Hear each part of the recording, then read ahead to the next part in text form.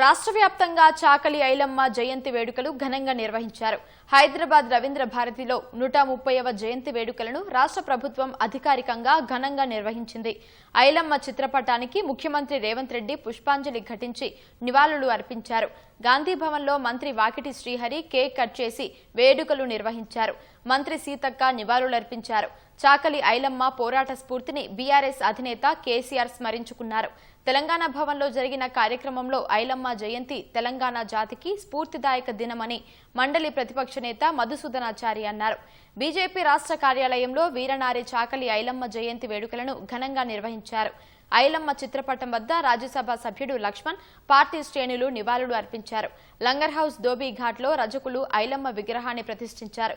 జగిత్యాలలోని చింతకుంట చెరువు వద్ద నిర్వహించిన వేడుకల్లో సంక్షేమ శాఖ మంత్రి అడ్లూరి లక్ష్మణ్ కుమార్, మాజీ మంత్రి టి జీవన్ రెడ్డి పాల్గొన్నారు.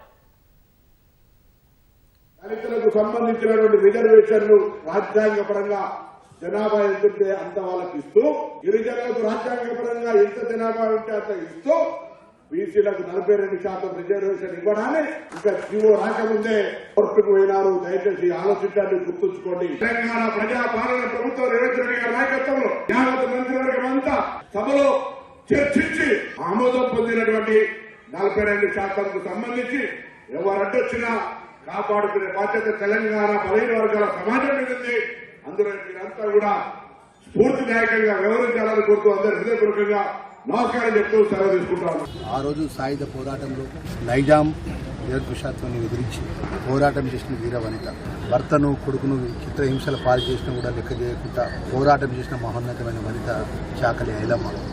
ఆ మహనీయుల యొక్క అడుగుజాడలో ఇక్కడి వర్గాలు కానీ బలహీన వర్గాలకు గొప్పగా వారి గుర్తింపు ఉండాలని దళిత సంఘానికి సంబంధించిన పెద్దల గుర్తింపు ఆ సంఘానికి, ఆ వర్గానికి చాకలి ఐలమ్మ మహనీయురాలు యొక్క నామకరణం హైదరాబాద్లో ఉన్నటువంటి మహిళా విశ్వవిద్యాలయాన్ని గౌరవ ముఖ్యమంత్రి వర్యులు చాకలి ఐలమ్మ పేరు నామకరణం చేయడం అనేది అది ఎవరు మర్చిపోలేని విషయాన్ని కూడా మనవి చేస్తూ చాకలి ఐలమ్మ గారికి ఘనంగా ఇవాళ